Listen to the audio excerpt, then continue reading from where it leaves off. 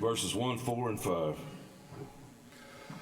Amazing grace, how sweet the sound that saved a wretch like me.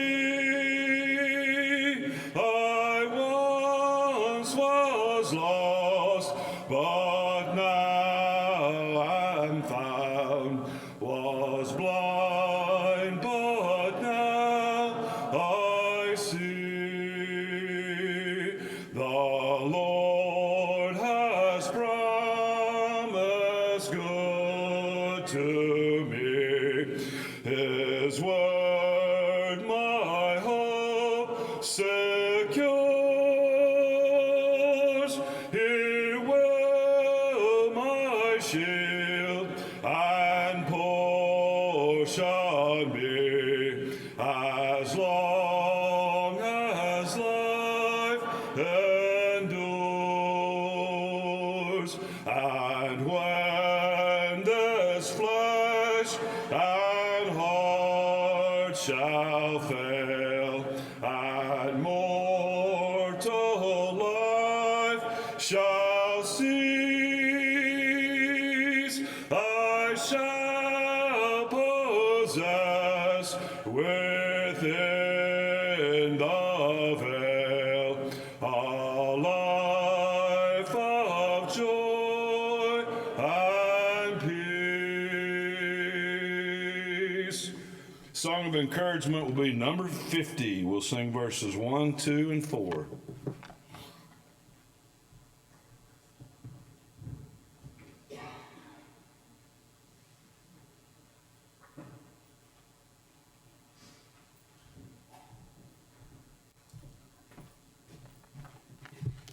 Well, Justin said Brian was going to come lead us in a period of worship, so I was waiting for Brian Bird to get up and come on up here, but I guess he didn't do it. So I'm sure he was talking about Brian Lewis with the singing.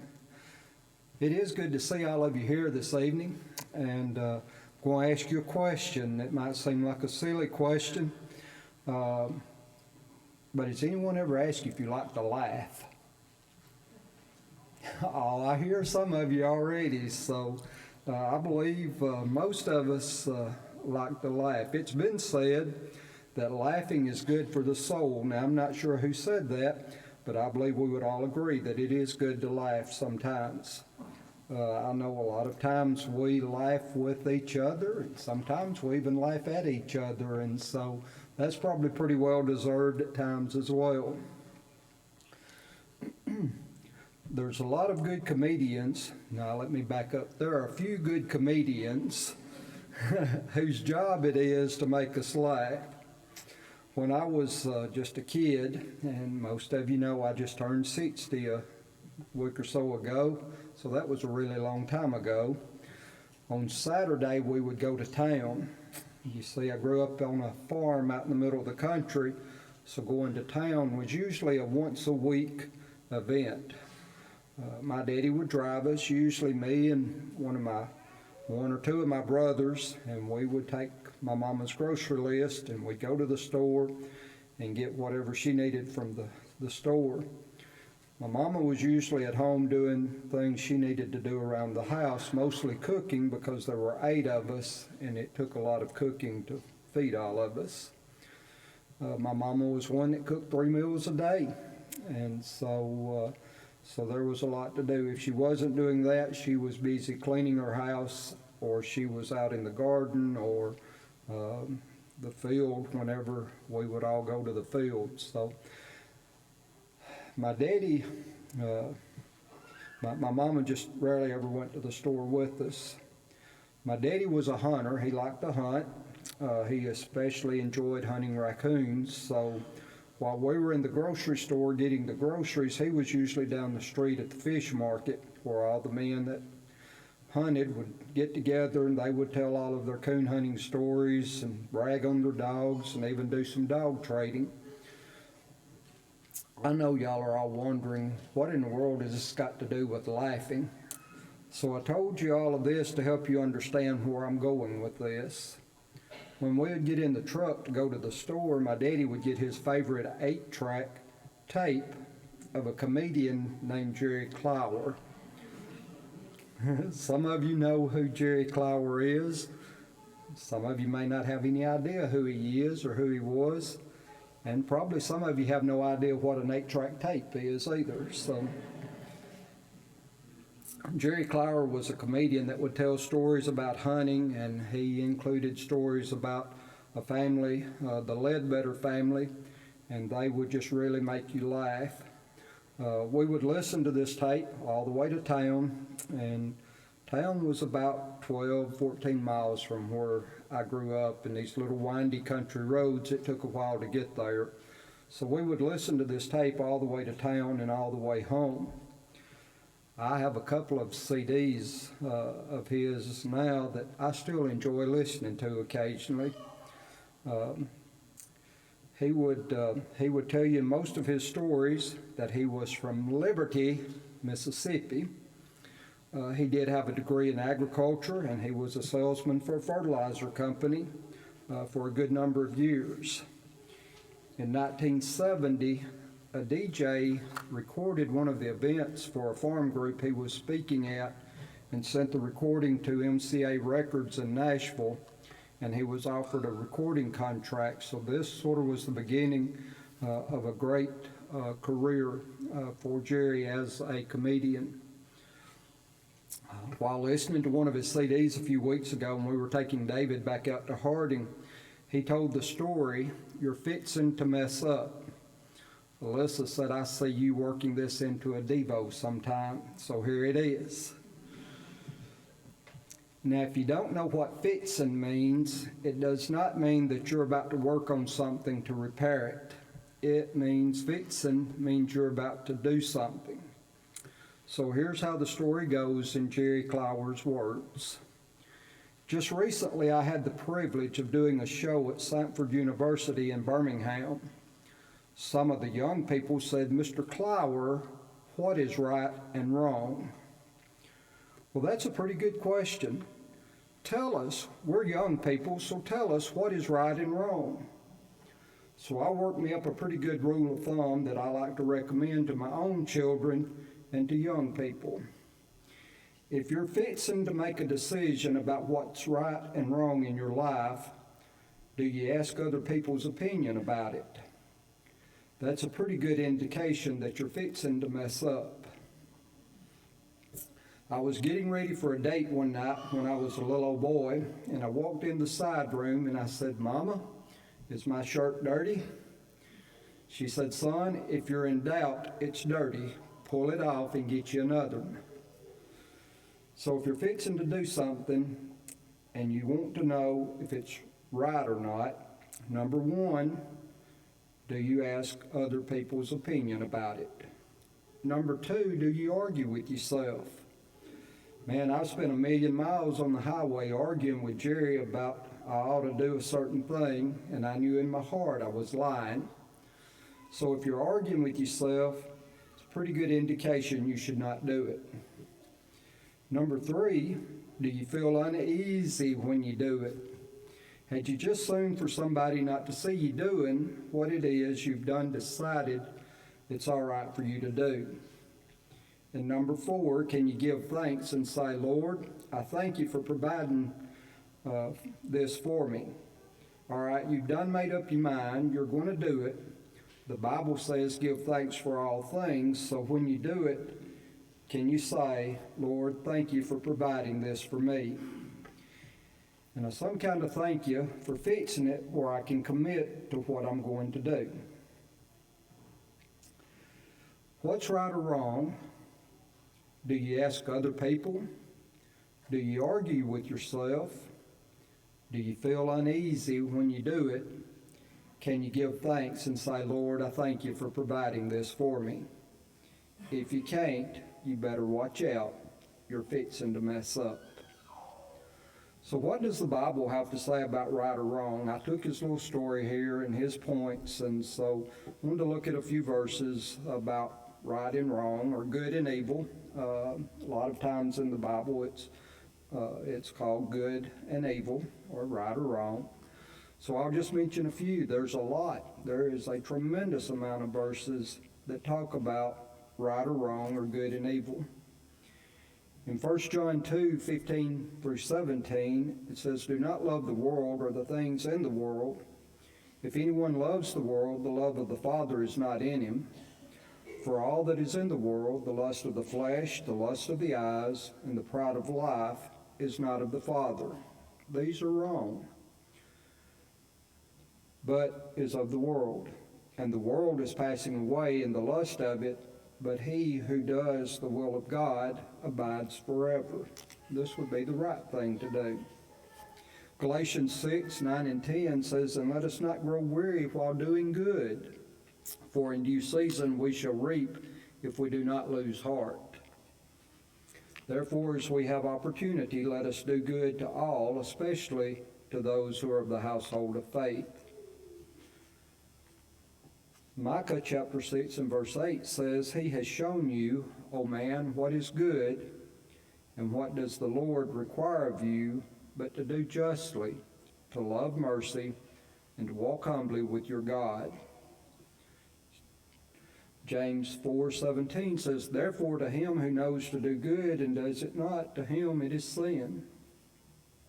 A couple more. Proverbs 14 verse 12 says, there is a way that seems right to man, but its end is the way to death."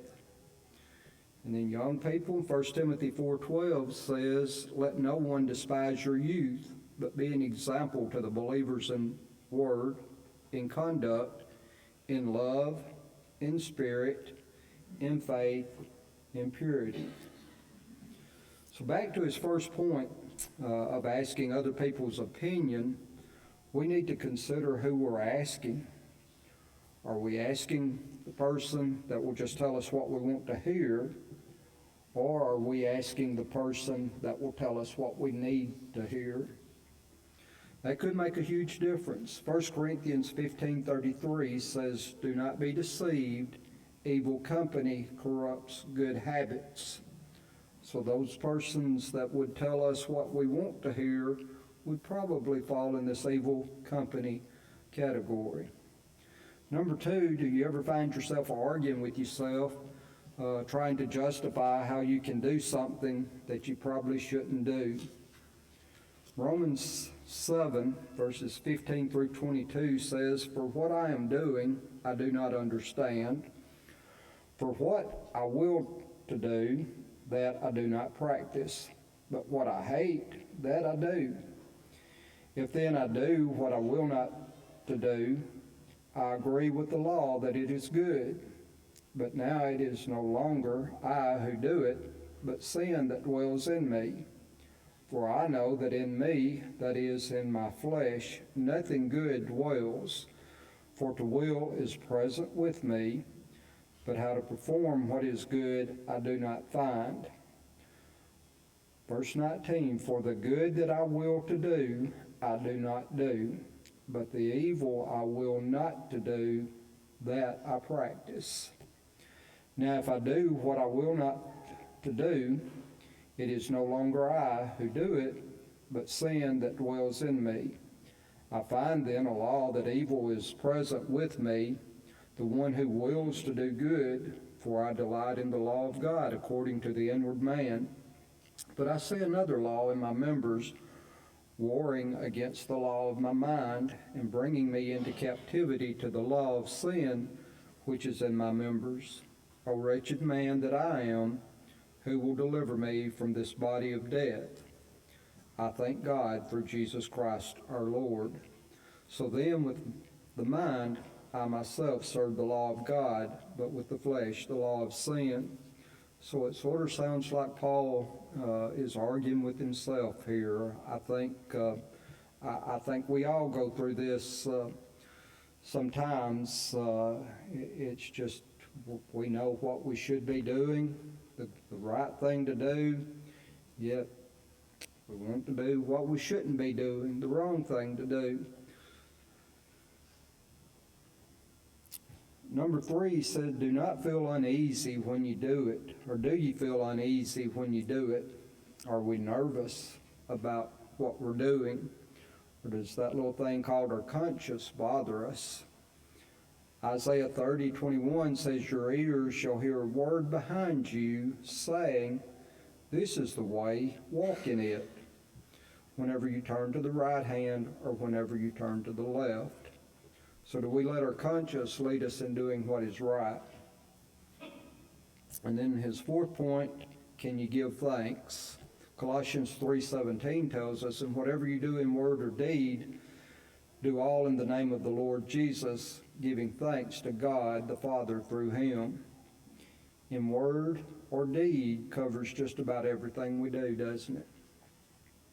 1 Corinthians 10:13 tells us, no temptation has overtaken you except such as common to man, but God is faithful, who will not allow you to be tempted beyond what you're able, but with the temptation will also make the way of escape, that you may be able to bear it. So, what is right or wrong? Do you ask other people? Do you argue with yourself? Do you feel uneasy when you do it? And can you give thanks and say, Lord, I thank you for providing this for me? If you can't, you better watch out. You're fixing to mess up. This evening, if you have not obeyed the gospel of Christ by putting him on in baptism, we give you that opportunity to do so. If you have done that, and you may have other needs, we give you this opportunity to come as we stand and sing. Have you been to Jesus for the cleansing blood? Are you washed in the blood of the Lamb? Are you fully trusting in his grace this hour? Are you washed in the blood of the Lamb? Are you washed in the blood, in the soul cleansing blood of the Lamb? Are your garments spotless, are they white as snow? Are you washed in the blood of the Lamb? Are you walking daily by the Savior's side? Are you washed in the blood of the Lamb? Do you rest each moment in the crucified? Are you washed in the blood of the Lamb? Are you washed in the blood, in the soul cleansing blood of the Lamb? Are your garments spotless, are they white as snow? Are you washed in the blood of the Lamb? Lay aside the garments that are stained with sin, and be washed in the blood of the Lamb. There's a fountain flowing for the soul unclean. Oh, be washed in the blood of the Lamb. Are you washed in the blood, in the soul cleansing blood of the Lamb? Are your garments spotless, are they white as snow? Are you washed in the blood of the Lamb?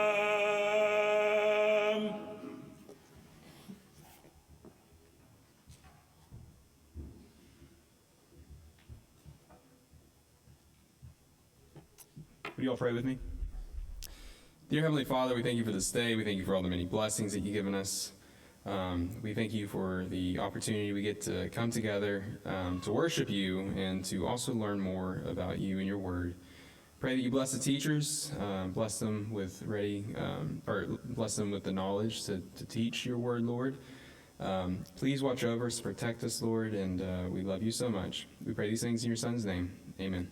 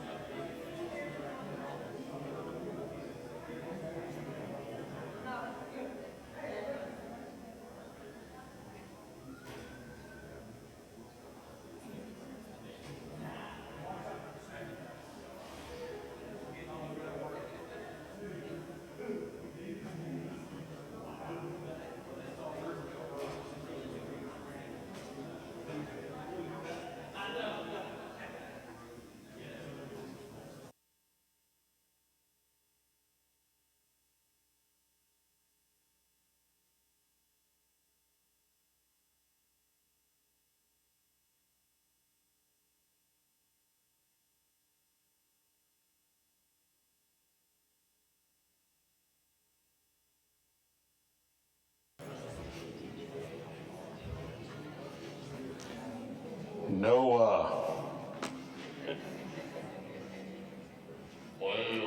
Huh? Noah. Who is that? It's the Lord. Right. So Randy talked about Jerry Clower on 8-track. I had Bill Cosby on cassette. That was my first comedian. Tonight we're going to talk about my 3 sons, Noah and his 3 sons. Good fathers do certain things. Ephesians chapter 6, we know that good fathers bring their kids up in the discipline and instruction of the Lord.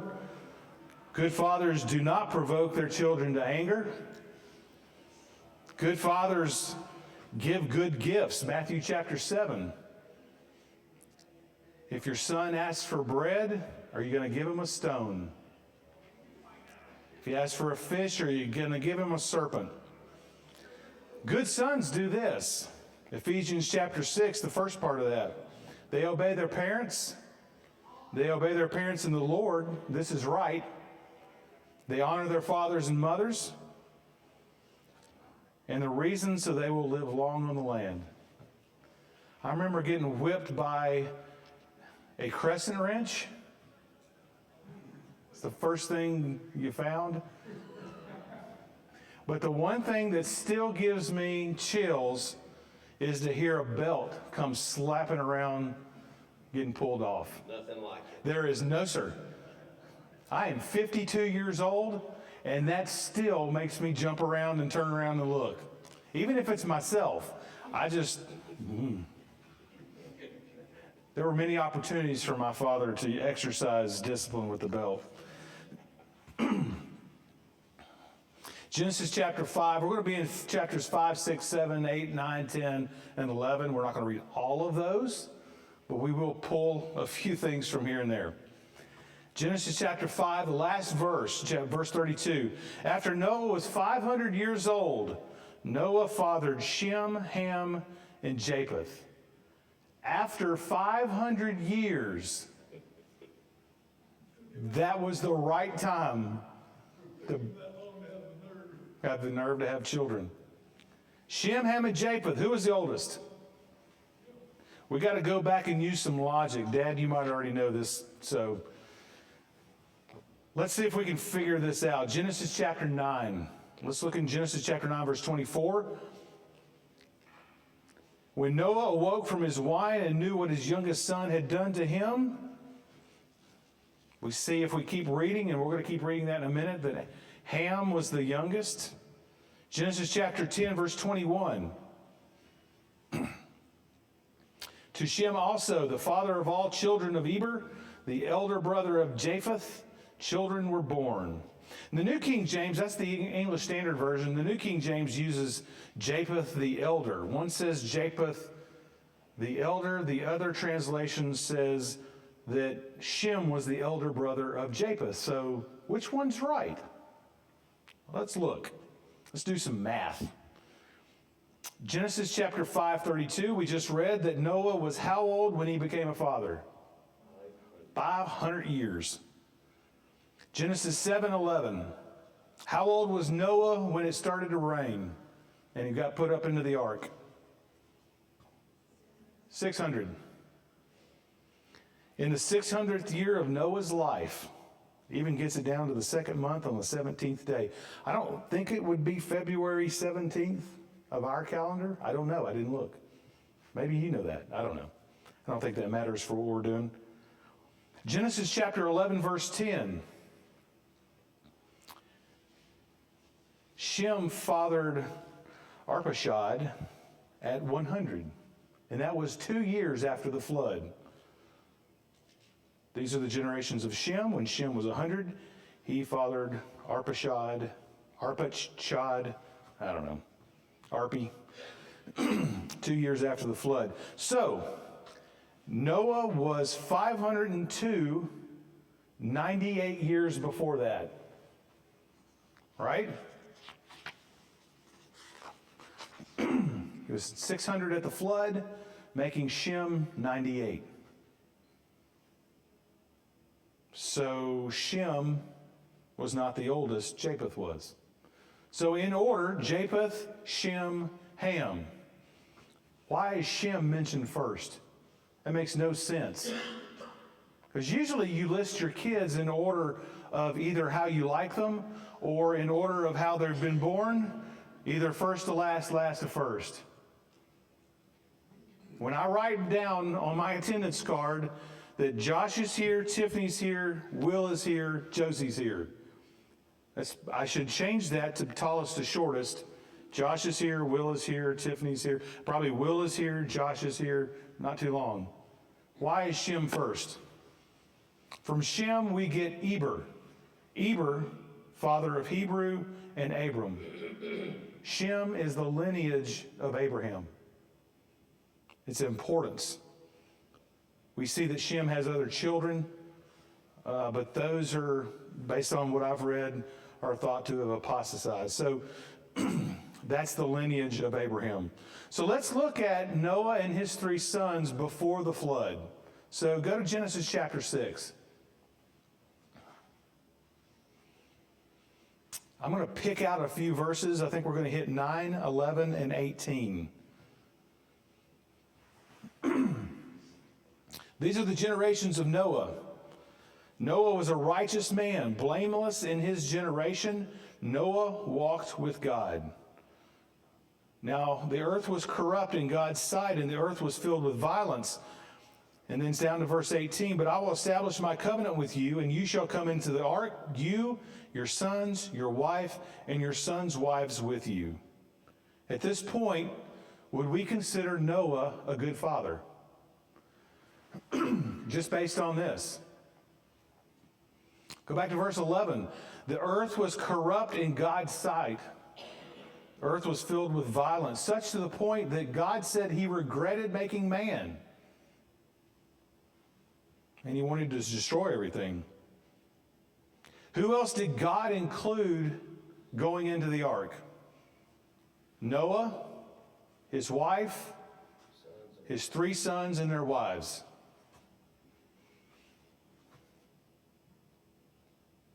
Do you suppose that happened because Noah was a good father? I think he would have to be. Considering the way the earth is, or at that time the earth was, that God was regretting the decision to make man, or mournful of that decision of how the mankind had descended into just every thought was on evil, how to do evil, how to make evil ways even more eviler. That's not a word, I know, but you understand what I'm talking about. It sounds a lot like today. Some of the challenges that we have as Christian husbands, wives, mothers, fathers in raising children, I would say there is some parallel, although it hasn't gotten so bad to where it's ready to be destroyed by fire yet. I don't know how far away we are from that, but we haven't got to that point. Maybe the global warming is God heating things up? Is that what you're saying? They're going to know when global warming. I think that's going to, yeah. I think in a world filled with as much evil as what is described, to be able to stand out to God, to where God calls you someone that walks with me, he had to be so different. And for his sons to be included. And for his sons' wives. So that's daughter-in-laws, right? The earth was corrupt, but Noah and his sons and their wives were not. Go back to verse 2. The sons of God saw that the daughters of man were attractive, and they took as their wives as they chose. How hard was it for Noah's sons to find honorable wives? Did they actually marry some of these so-called daughters of men, the ones who were not following God? I don't know that we know that, but the fact that they were on the ark, I think it gives us a good indication that they were, if not as righteous as Noah, they were in that ballpark. So what about post-flood? This is an interesting passage. We're going to chase some rabbits. I like chasing rabbits. I'm not a very good shot with a shotgun, but I do like to chase rabbits. Let's go to Genesis chapter 9. So pre-flood, God tells us why he's destroying the earth. And not just all the people, he's destroying every living thing. It's a do-over. We see later that the ark becomes an archetype, something like that, a jello mold. So when you make a jello of a certain shape, the mold is the reverse of that. The ark is the archetype of Christ. We see all that. We've studied those things. Post-flood, let's see what happens. Let's start in verse 19 of chapter 9. The sons of Noah who went forth from the ark were Shem, Ham, and Japheth. Ham was the father of Canaan. These three were the sons of Noah, and from these the people of the whole earth were dispersed. Noah began to be a man of the soil, and he planted a vineyard. He drank of the wine and became drunk and laid uncovered in his tent. I have questions already. Has anybody ever planted a vineyard? Has anybody ever planted a grape tree? No. Bush? No. Vine. They're vines, aren't they? Anybody? My dad has. We moved in the old house at Las Casas. There were grapes already there. And I can't remember what happened, but they disappeared. And so we tried to, I don't know if we just cut the wrong things. I don't know what we did. So Dad planted some more grape vines. I keep saying bushes. I don't know why. Grapevines. And it took several years before they got big enough to produce grapes. In the first several years of grapes, there weren't that many. How long would it take for Noah to plant a vineyard to produce enough grapes to produce wine? That's question one. I don't know. I don't have the answer to that. Number two, how long does it take to make wine? Doesn't it have to sit in some caskets for a while? I don't know much about the wine making process. It's got to ferment. I know, I'm a cooper. I should know things like that. Cooper is a barrel maker. That's what that means. Did you know that? A cooper is a barrel maker. A cooperage is a place that makes barrels. Worthless knowledge. Free. Noah began to be a man of the soil. He planted a vineyard. He drank of the wine and became drunk and laid uncovered in his tent. And Ham, the father of Canaan, saw the nakedness of his father and told his two brothers outside. Then Shem and Japheth took a garment, laid it on both their shoulders, and walked backwards and covered the nakedness of their father. How did they see where their father was if they went in backwards? That's another question. Their faces were turned backwards, and they did not see their father's nakedness. Now, when Noah woke up from his wine and knew what his youngest son had done to him, he said, "Cursed be Canaan. A servant of servants shall he be to his brothers." He also said, "Blessed be the Lord, the God of Shem, and let Canaan be his servant. May God enlarge Japheth, and let him dwell in the tents of Shem, and let Canaan be his servant." Who is speaking there, giving curses and blessings? That was Noah. That wasn't God. That to me is interesting. Why was seeing Noah naked such a big deal? I mean, a son walking in on his father changing on accident, surely this is not against the law of God. Why was that a sin? Glad you asked that question.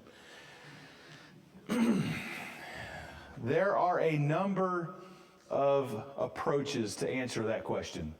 First, we're going to look at a few thrown out there by some of the rabbinical scholars. Some of these are interesting, some of these are woohoo, and some of these are, well, okay, I might buy that one.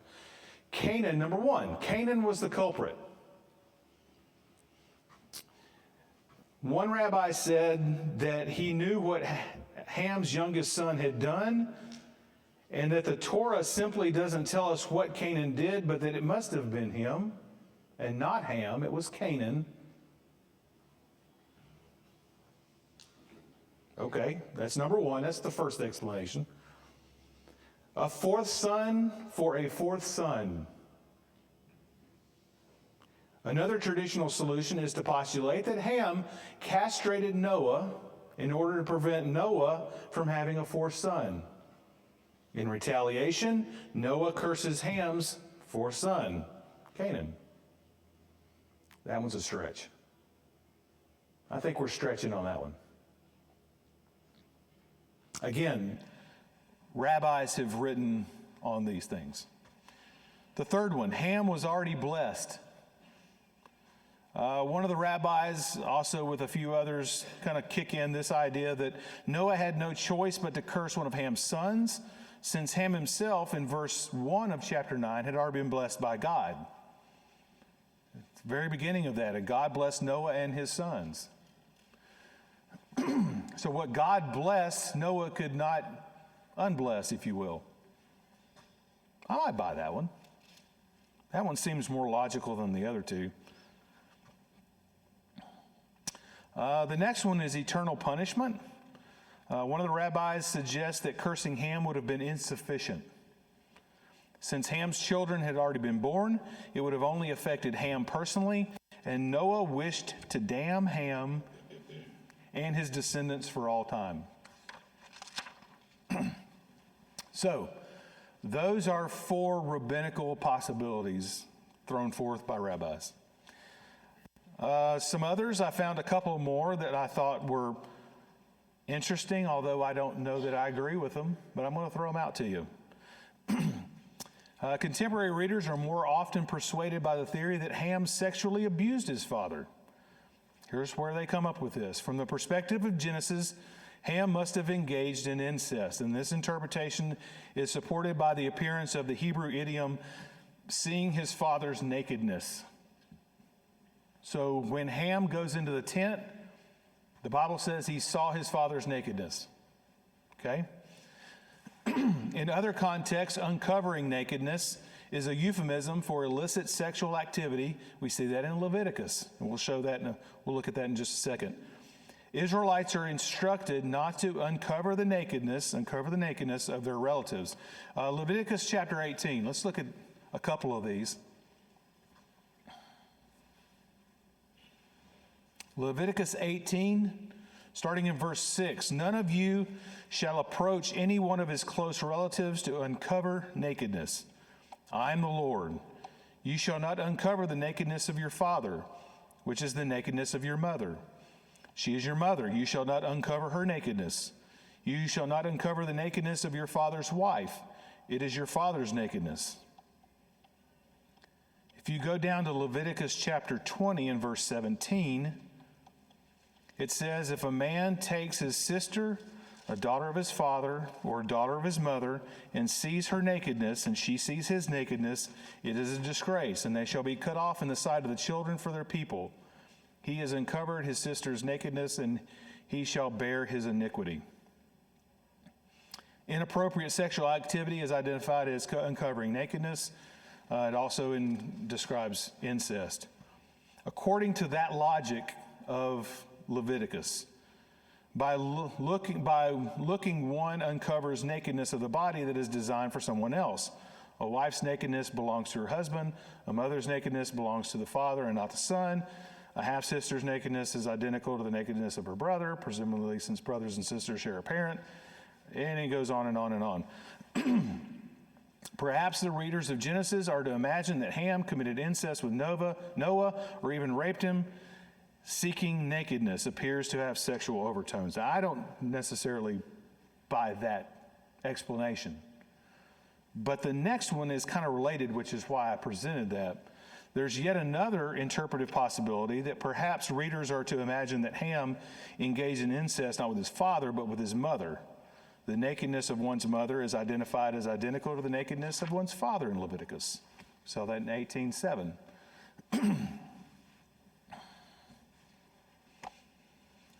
All of those to explain why Noah cursed Canaan and not Ham. Let's keep going because we're going to uncover some more things about Canaan. And maybe that will help explain kind of an odd passage. Verse 25 of our text in chapter 6.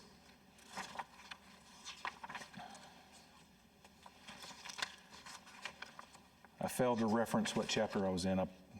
We're 9, aren't we? Yep. Genesis 9, verse 25. When Noah awoke from his wine and knew what his youngest son had done to him, he said, "Cursed be Canaan, a servant of servants shall he be to his brothers."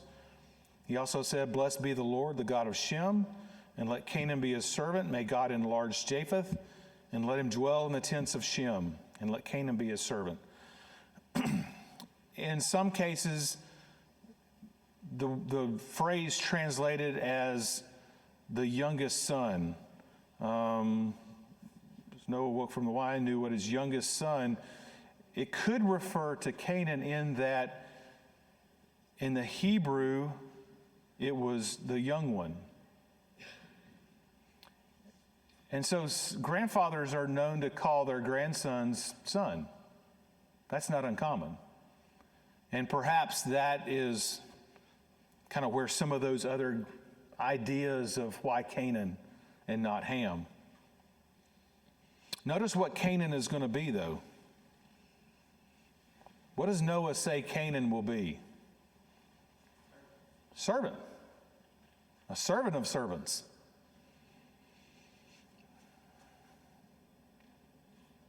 That's the person, right? Canaan was one of the sons. What do we know about Canaan, the word Canaan? We sing a song, "To Canaan's land I'm on." What does that mean? What's Canaan? That's the promised land, exactly. Who dwelled in the land of Canaan? It's not a trick question. The Canaanites, yeah, there were 7, and we'll look at those here in a minute. But that was the land that God had promised. Right? Remember Moses sent out the spies? 10 of them came back and said, "These guys are huge, man. We'll never be able to run the football against them." Joshua and Aaron said, "We can take them. We got them. We got the leverage." Anyway, they wandered around for a while. Eventually, they did get to go in. Deuteronomy chapter 20.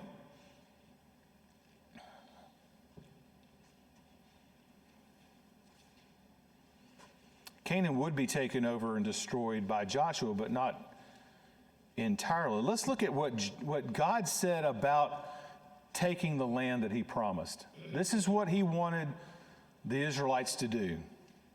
And then they got to wander around for 40 years. Maybe by the time they finally got to go in, they forgot. Let's look at it.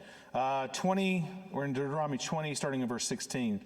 "But of the cities, these people which the Lord your God gives you as an inheritance, you shall let nothing that breathes remain alive, but you shall utterly destroy them.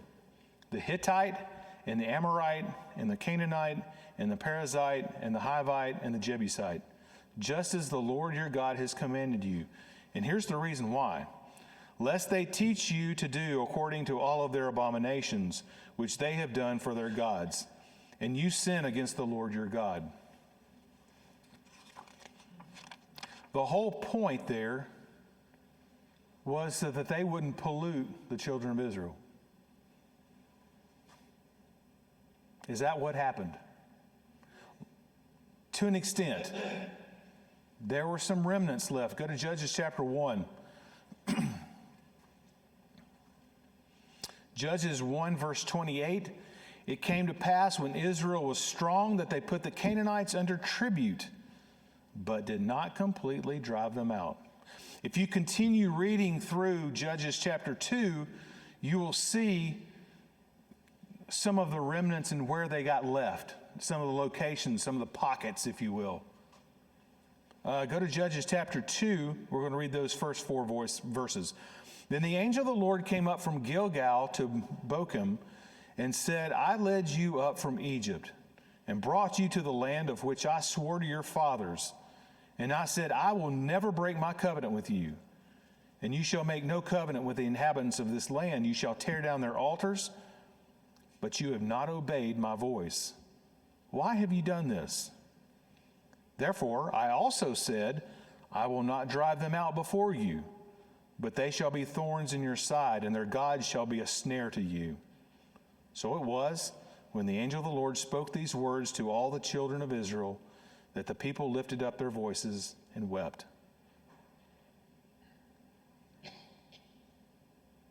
God told them what was actually going to happen. He said, I told you to wipe them out, but I also told you that they're going to be a stumbling block to you. Why didn't God wipe them out? Was it because that maybe the children of Israel didn't destroy all the altars? That was one of the things God told them to do. I want you to complete. Now some people will read this two different ways. You could either say that God said wipe out all the people, or God said wipe out all the altars, false idol worship, and that sort of thing. And the males, keep the females and the sons and daughters and use them. Either direction. They did not obey God. Could it be that they didn't tear down all of the altars? That they missed one here or there? Do you suppose it was someone like at the Battle of Ai who saw something that they could take, went and hid it in their tent, and the entire nation of Israel paid? Does anybody have any thoughts on that, questions on that? It's always fascinated me that all of the false idol worship of the land that God was giving his people was not entirely wiped out. That kept coming back to them over and over and over. And if you read before the flood, that was one of the reasons why the earth was in the way that it was. Because there were more people doing whatever they wanted versus doing what God wanted. Why do you suppose God doesn't wipe those things out?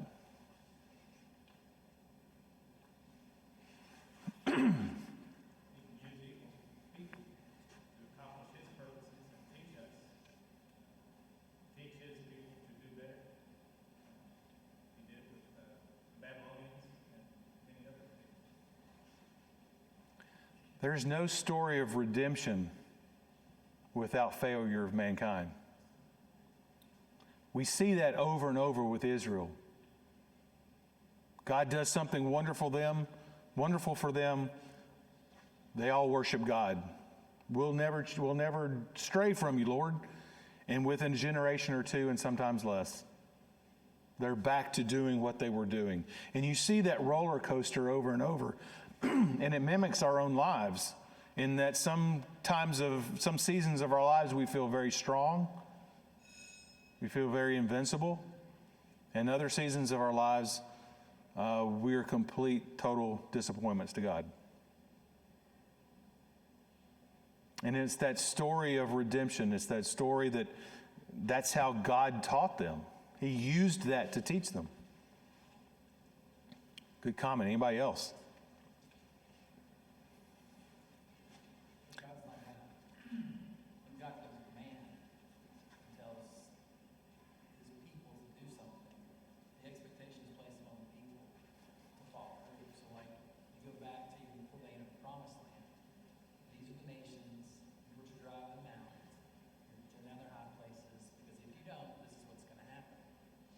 And then they go in, and as you alluded to in Judges, you see it more than once.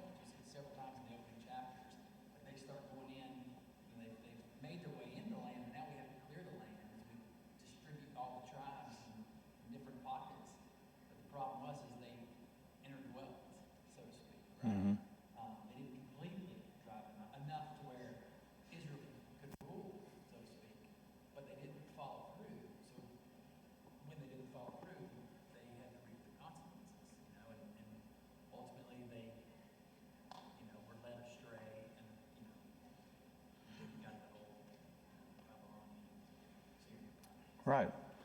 So God told him exactly, do what I say, or this is what's going to happen. And we get the same thing, do we not? It goes back to the blessing and cursing. Exactly. It's like, Instructed not to intermarry. And when they did intermarry, then they did not feel so hostile against the enemy. Oh, well, they're okay. That's my interpretation of what happened in the day-to-day activities and relationships. And so they never fully obeyed God because the enemy didn't look quite so enemy-ish after they started intermarrying. which is the whole point why God said, destroy them. Because he knew that's what would happen. It's the same way with sin in our lives. You can't just get rid of part of what causes you to sin. You got to get rid of the whole thing. Because if not, remember the story about the demon that gets kicked out of the house? And when he comes back, it's clean and swept and there's nothing there. And so what does he do? He doesn't just move back in by himself. He invites all his buddies. They have a party. So what do we make of Noah and his sons? Was Noah a good father?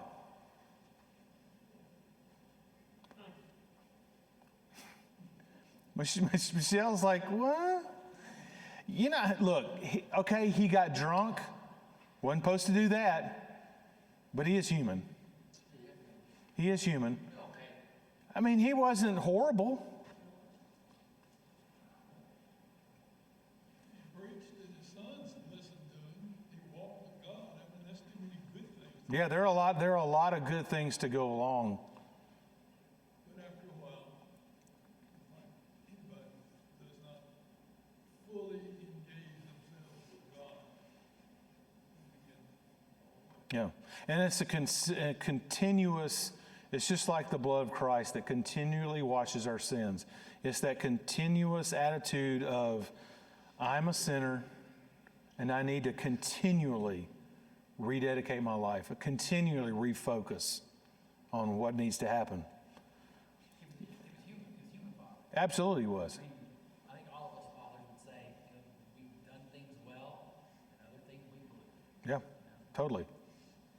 Well, he was good. Okay, he was a good enough father to get his sons and his daughter-in-laws on the boat. They made the boat. After that, we see through the line of Shem, we see Abraham. What else do we see? Christ. Ultimately, we get to Christ. So, God blesses them. He told him he would. He blesses them. I think we can go back to before the building of the ark. He proves his faith to his family against everybody that what number of people were on the earth at that time. He's doing something that no one had ever seen or heard of, and why are you doing it? So that is some major faith that he showed. And us as fathers have to be able to show our faith Yeah. for our children to see. There are points in that where it is easy to do, but it's that beginning part where you feel like you're out here all by yourself. But once you get through that part, when it started to rain, everybody's like, oh, too late by then. Next week, we'll be talking about somebody else and their kids. Abraham and Isaac. Yes, sir. Now, go ahead and finish. No, it's Abraham. No, I'm done. So, Okay, it's off the subject, but it was in here as we were passing through. So, Genesis 9, verse 4, but you shall not eat flesh with its life, that is its blood. That means we can't eat steaks medium rare. as long as you drain it. Hey, that's Old Testament, man. We don't follow Old Testament. Yes, that's one thing. You gotta go ahead and stay. You cook that meat. Just medium well, right? Yeah. Not so much pink on the inside, and I think you're good. As long as it's not sacrificed to idols, I think you're okay. Think so? I think so.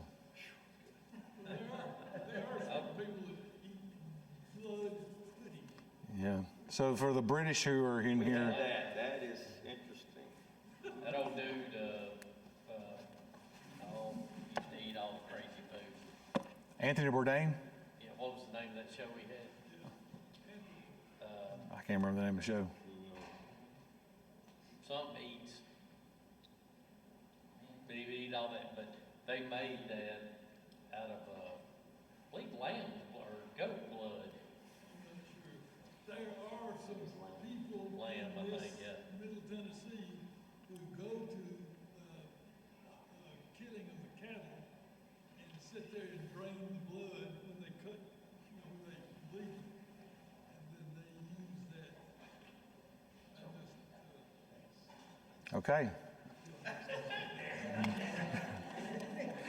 And on that note, let's go have dinner.